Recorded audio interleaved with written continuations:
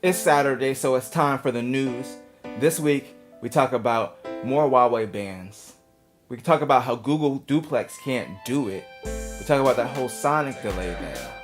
And more, as we, together, as a people, check it out.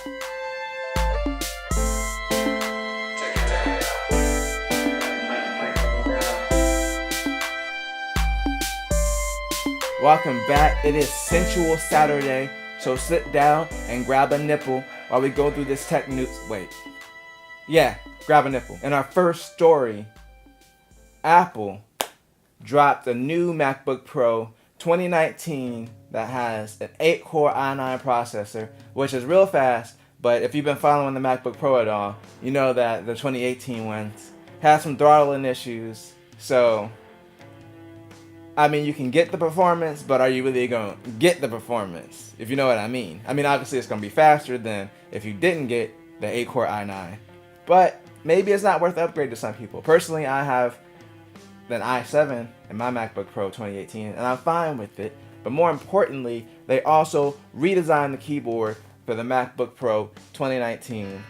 There's a breakdown of it. I believe iFixit did a breakdown, and there are some differences. And they're promising this is going to fix the issues finally, even though I heard the same stuff about last year's 2018 MacBook Pro when they added that membrane thing, which is why I felt safe about buying it.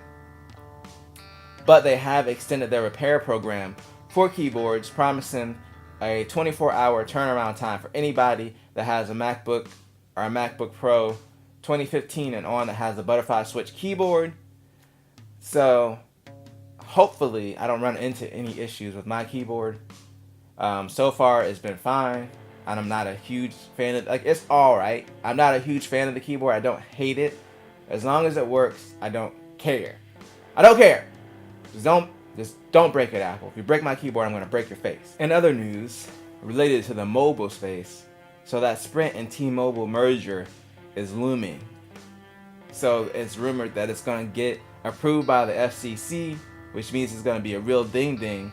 And there's been some people that are concerned that it might be a bad thing because it's going to be less competitive, because we're going to go from 4 major carriers to 3. As someone who's on T-Mobile right now, the only thing I'm worried about is that T-Mobile adopting some of Sprint's practices that I don't like. I don't like the whole leasing the phone thing.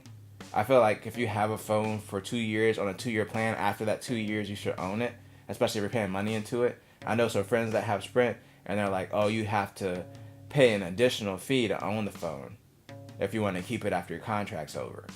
So I really don't like that, but I just hope that Sprint adapts some of T-Mobile's practices and not the other way around. You know what I'm saying? Also, I hope that they don't switch to, I hope they stay with the SIM cards. SIM cards rock. Other than SIM cards. And our next story, the Google Duplex can't do it. That wasn't okay. So I talked about this a while ago. So Google has this new duplex technology where basically you can tell your Google Assistant to book an appointment, and the AI is supposed to be calling that place to book the appointment. It's supposed to sound real human-like. But they recently released that a lot of the calls are still made by actual humans. So if you're pushing this over to Google Assistant, anytime, well, they said from the beginning, anytime that the AI has an issue understanding or something's going on, then it'll go to an actual human. Right now, though, I believe they said 25% of the calls at least are being just placed straight up by humans instead of going through the AI software. But it's something that's going to be difficult to master because you can't really predict human speech like that. So they're listening for keywords, but if they don't hear those keywords or someone uses some kind of slang, that could easily throw it off. I mean, I think it's impressive what they showed off. I don't think that realistically is going to be there yet on every call, because it seemed too good to be true when they showed off Google Duplex and they showed off those example calls. So the call has to go smoothly, it has to go a certain way for it to fully work. Um, so it's Google. They're going to continue to build more scenarios and enhance their AI to make it a better experience. I just thought it was interesting, but it is good that this technology is out there because eventually we'll all be robots. Google will be our overlord, and we will love Google. We'll all have Pixel phones. We will all have Pixel phones. Google. Oh, this next story is sad.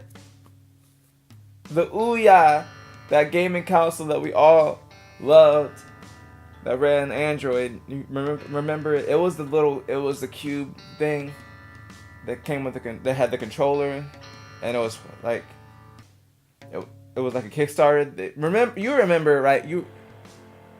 Anyway, it's officially RIP. So it was at some point acquired by Razer, and now Razer's officially shutting it down on June 25th.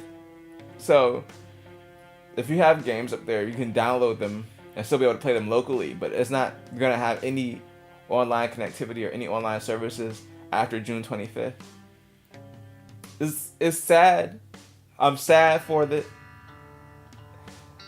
Let's just have a moment of silence. Ouya. Ouya. Well, that's the most attention that Ouya has ever gotten from me. So, anyway, for those of you who care, it's shutting down. Next story. So, remember a couple weeks ago when people were mad about Sonic, the way that they looked, and then the movie studio was like, alright, we're going to do a redesign. Well, look what y'all did. Look what you did. Now it's delayed. Now the movie is delayed until 2020. 3 months so they can fix Sonic for y'all. And it didn't even look that bad. It didn't even look that bad. It was kind of bad a little bit. But it didn't even look that bad. What's wrong with y'all? So yeah, Sonic's delayed.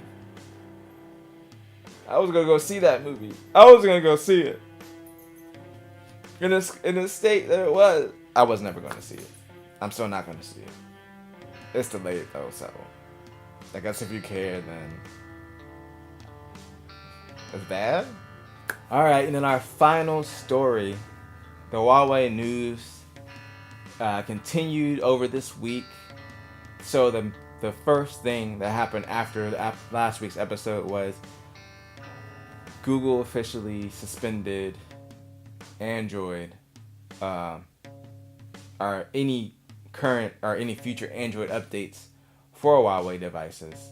So that just means that they're not going to get the Google version of Android, like the official version that's supported by Google. They can still use the open source version, but of course they don't get the Google apps like Chrome, Google Maps, or the Play Store, or anything like that built in. And also I believe the open source version is not up to the current Google version of Android, so it's not firmware update wise. It's not there. It's not the same version. It's behind. It's behind. So basically, what this ban is, it's a ban on any Huawei products being imported into the U.S. and sold, and it's also banning U.S. businesses from doing business with Huawei. So that's why Google had to say, hey, we can't, provide you updates for our software because they're a US-based company.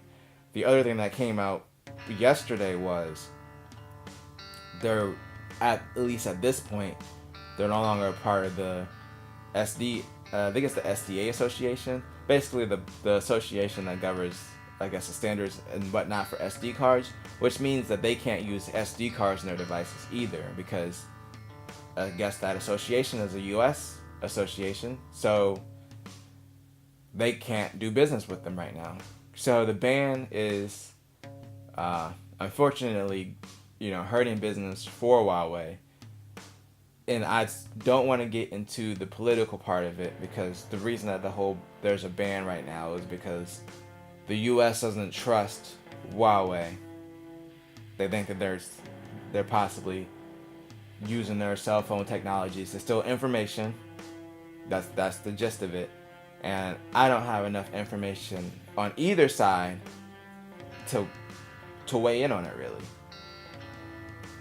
So it's one of those things that's really tough to have an opinion on. The thing that sucks is we as consumers with these bans on certain Chinese products could lose out, because a lot of our tech stuff is sourced from China. So hopefully this stuff gets resolved soon. I don't care who's right and who's wrong in this situation. Don't care. Just hopefully it gets resolved soon. Speaking of resolved, wait, that doesn't make any sense. But either way, we're going to bring this episode to a close. And if you enjoyed this video, make sure that you tell a friend, tell a coworker, like, share, and subscribe. And as always, remember to do at least 2 things at the same time. Peace.